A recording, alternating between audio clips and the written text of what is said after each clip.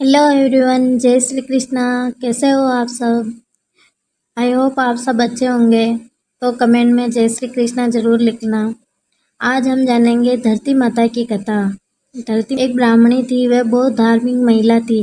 सभी ग्रामवासी उसका बहुत सम्मान करते थे। कोई भी उसकी शरण माता वह सबकी मदद किया करती थी और मन ही मन भगवान को स्मरण करती थी। भगवान की पूजा पाठ करती, भगवान की सेवा और पूजा, जरूरतमंदों की सेवा करना उसका परम धर्म था। एक दिन ब्राह्मणी मरकर भगवान के घर गई। वहां जाकर बोली, मुझे वैकुंठ जाने का रास्ता बता दो। स्वर्ग से एक दूत आया और बोला, ब्राह्मणी आपको क्या चाहिए? वो बोली कि मुझे वैकुंठ का रास्ता दिखा दो। आगे आगे दूत और पीछे पीछे ब्राह्मणी मंदिर तक गए। ब्राह्मणी बहुत धार्मिक महिला थी। उसने बहुत दान पुण्य कर रखा था, तो उसे विश्वास था कि उसे वैकुंठ ही मिलेगा।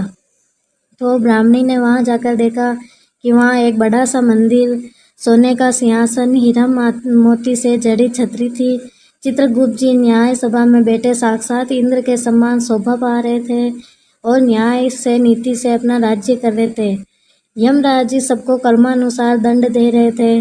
ब्राह्मणी ने भी उनको प्रणाम किया और बोली, मुझे वैकुंठ जाना है।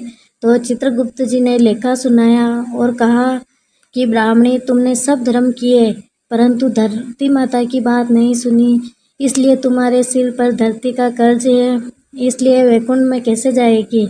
ब्राह्मणी बोली, धरती माता की कहानी का नियम ये क्या होता है?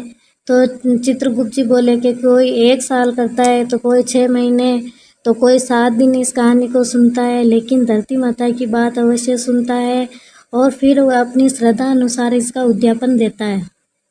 तो धरती माता की कहानी सुनने से जाने अनजाने में किए हमारे पाप कर्मों का और धरती माता का कर्ज उतारना पड़ता है। तो स्वर्ग लोक में धर्म को ही स्थान प्राप्त होता है। यहाँ पाप के लिए कोई जगह नहीं है। तो धरती माता की कहानी पीपल के पेड़ के नीचे बैठकर सुननी चाहिए, यहाँ अपने घर के मंदिर के वहाँ बैठ के सुननी चाहिए। यह बात सुनकर ब्राह्मणी ने प्रार्थना की कि मुझे 7 दिन वापस पृथ्वीलोक पाने को, मैं धरती माता की कहानी सुन के वापस आ जाऊंगी।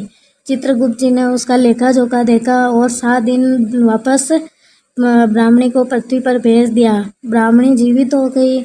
ब्राह्मणी ने अपने परिवार वालों से कहा कि मैं 7 दिन के लिए धरती माता की कहानी सुनने आई हूँ और इस कथा को सुनने से कहानी सुनने के लिए वापस आई हूँ। इस कथा को सुनने से बहुत बड़ा पुण्य मिलता है। उसने पीपल के पेड़ के नीचे बैठकर परिवार के साथ 7 दिन तक धरती माता की कहानी सुनी। 7 दिन पूरे होने के बाद वापस धर्मराज का बुलावा आया और ब्राह्मणी को वैकुंठ में श्री हरि के चरणों में स्थान प्राप्त हुआ। जो भी प्राणी धरती माता की कहानी सुनता है, मृत्युलोक में किए सभी पाप कर्म धरती माता हर लेती है और वह प्राणी वैकुंठ में स्थान प्राप्त करता है। बोलो धरती माता की जय। धरती माता